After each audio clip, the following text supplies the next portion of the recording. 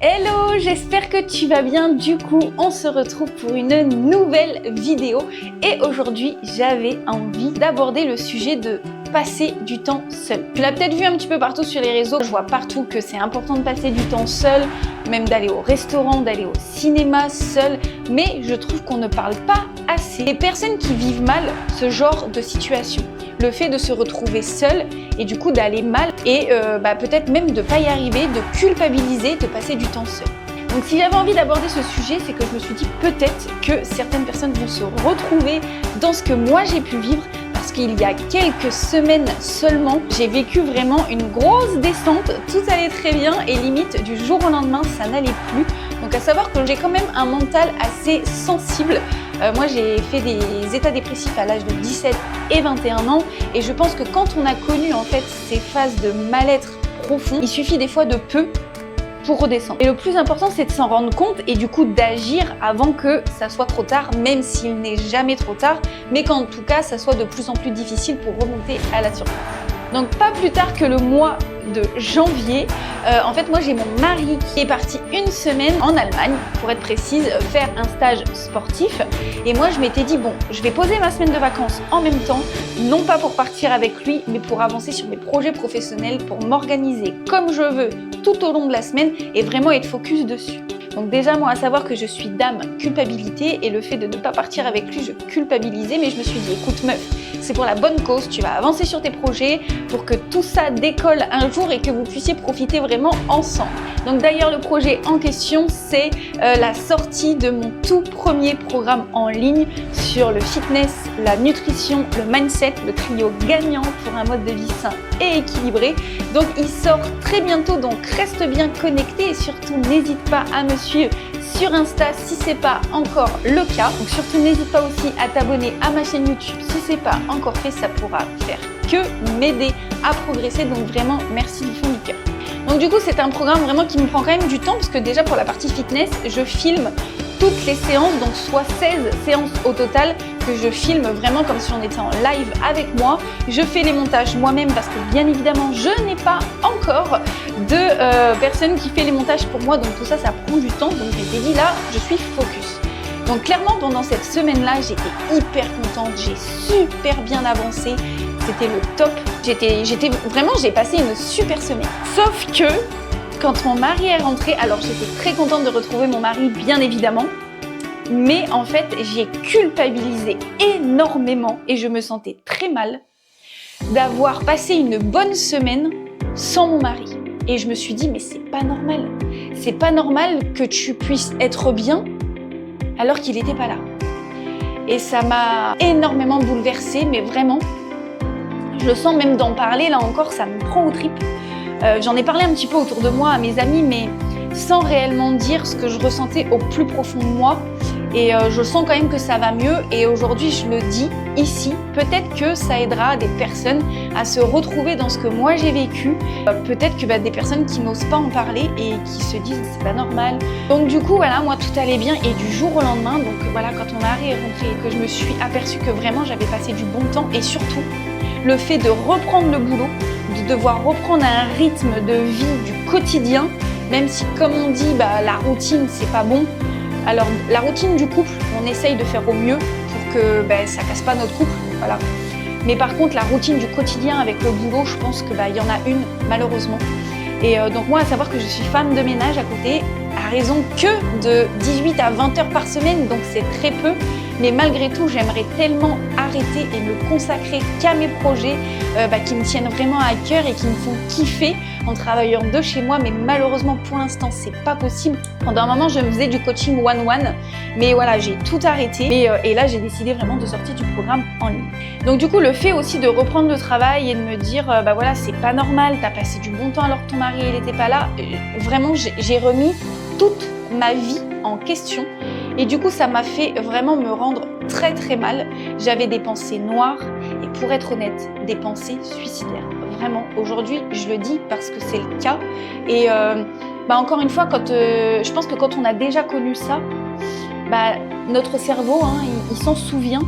Et c'est comme si c'était des phases de test, j'ai l'impression aussi, comme si c'était pour me tester, voir comment je pouvais appréhender, maintenant que j'ai mûri, maintenant que j'ai avancé, comment je pouvais en fait appréhender ce genre de situation. Bah, ça a été dur, franchement, tout le mois de janvier et quasiment tout le mois de février, on va dire 1 mois et demi, ça a été dur, vraiment.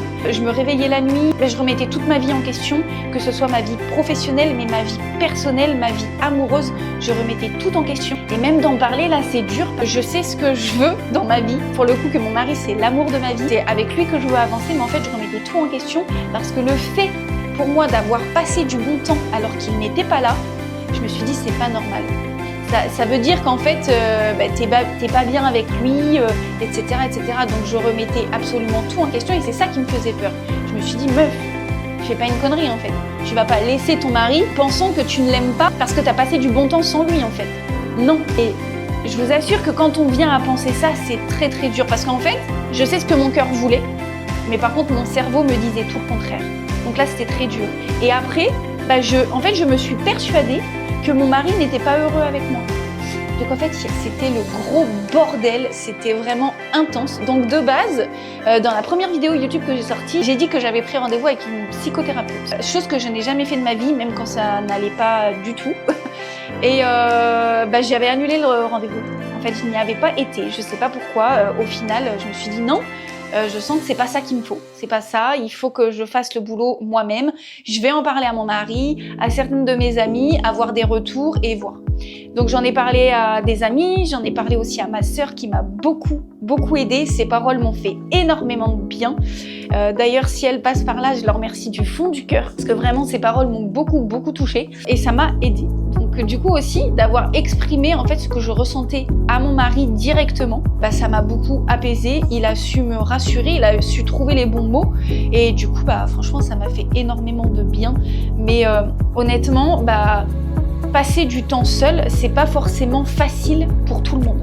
Donc quand je vais sortir cette vidéo, on sera le dimanche 9 mars. Et le dimanche d'avant, je me suis dit, allez, tu vas tester, tu vas te faire une journée solo. Je suis partie au resto toute seule, au cinéma toute seule, et après j'ai été me prendre une petite pâtisserie à un café toute seule après le cinéma. J'avais besoin de ce moment-là et de voir comment j'allais le vivre du coup, parce que je sentais que là j'avais un peu avancé pendant toute cette semaine. Et je l'ai très bien vécu et ça m'a fait vraiment du bien. Je ressentais même comme une renaissance. C'est dingue, mais c'est vraiment le mot qui m'est venu quand j'étais en train de boire mon café. Chai latte, exactement. Je sentais comme une renaissance, comme si c'était un renouveau pour moi. Et là, je me suis dit, fuck en fait. Parce que déjà, moi, je suis du genre à toujours m'inquiéter de ce que les gens vont penser de moi. Et du coup, je suis toujours en train de me dire, mais oh là, la personne, elle est en train de me regarder, qu'est-ce qu'elle pense de moi? Et forcément, j'ai l'impression qu'on pense toujours que du négatif de moi. Quand j'ai vécu cette journée seule, je me suis dit, maintenant, c'est terminé. Tu arrêtes. Tu vis ta vie comme tu as envie de la vivre. Tu te coiffes comme tu as envie de te coiffer. Tu t'habilles comme tu as envie de t'habiller. Fais ce que tu veux parce qu'en fait, quoi qu'on fasse, je le sais, on sera toujours jugé. Peu importe. Je pense qu'on est tout un petit peu dans le jugement. Au bout d'un moment, il faut arrêter. On n'est pas dans des mondes de bisounours. Donc voilà, je me suis dit, quoi qu'on fasse, de toute façon, on est jugé. Donc du coup, voilà, tout ça pour dire que passer du temps seul, c'est pas forcément facile pour tout le monde et que c'est ok. Moi, j'ai vraiment pris conscience aussi du coup par rapport au retour que mes amis ont pu me faire, au retour que mon mari a pu me faire aussi, que c'était normal de passer du bon temps seul et que c'était même nécessaire et que c'était tant mieux en fait. Du coup, moi, le fait d'apprécier ma propre compagnie, ça me fait encore plus apprécier les moments que je passe avec mon mari parce que j'apprécie déjà avant tout vivre en fait dans mon propre corps. Donc forcément, j'ose encore plus être moi-même, j'ose encore plus vivre pleinement le moment présent avec les personnes qui m'entourent à ce moment-là. Donc en fait, je pense qu'il faut vraiment y aller crescendo et c'est moi personnellement le dimanche là, donc on était le dimanche 2 mars je crois, j'ai senti que c'était là. Je me suis dit ouais, là je me sens de le faire. Et franchement, c'était top. Ça m'a fait vraiment du bien, mais je pense qu'il faut y aller petit à petit. Il faut peut-être pas se faire une journée entière. Moi, ce que je te conseille déjà, c'est peut-être d'aller prendre une pâtisserie, un petit café quelque part, tranquille, voir comment tu le sens, et puis peut-être un jour faire une journée entière. Mais je pense qu'il faut y aller progressivement. Mais moi, clairement, voilà, le message que je voulais faire passer, c'est que passer du temps seul, ok, c'est hyper important, c'est nécessaire. Moi, je te le conseille, même au final. Moi, il n'y a pas de souci sur le fait d'aller marcher toute seule, de passer du temps toute seule, de faire des soirées chez moi toute seule. J'adore ça et c'est ce que j'ai besoin. Moi, je ne peux pas être entourée d'amis tout le temps. D'ailleurs, j'ai jamais en fait moi fait des moments avec des amis à plusieurs. Moi, c'est une amie par une amie à chaque fois. Toutes mes amies ne se connaissent pas du tout en fait. Et moi, j'ai besoin vraiment d'avoir mes moments seuls et ça, c'est ok.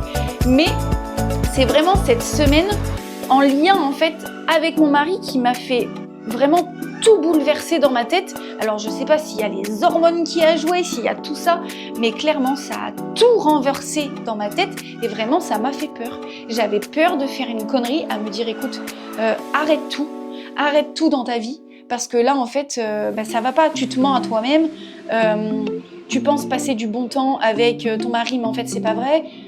C'était le bordel, je me suis dit mais merde en fait, alors qu'avec lui j'ai tout ce que je veux, j'ai tout ce dont j'ai rêvé, pour moi c'est le mari parfait que moi je pouvais avoir.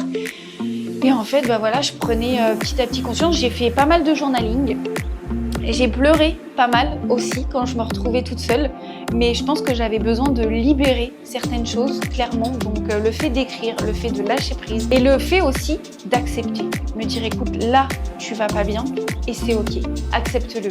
Et le fait déjà de commencer par accepter qu'on ne va pas bien, pour moi ça fait toute la différence. Parce que si on est en blocage contre ses propres émotions, pour moi c'est pas possible. On peut pas avancer en fait. Si on fait blocage et surtout si on n'accepte pas, on se dit non, on met des œillères, on se dit non, je veux pas le savoir, j'avance. Non, il faut justement mettre noir sur blanc ce qui ne va pas ou parler à une amie, à quelqu'un, à un professionnel.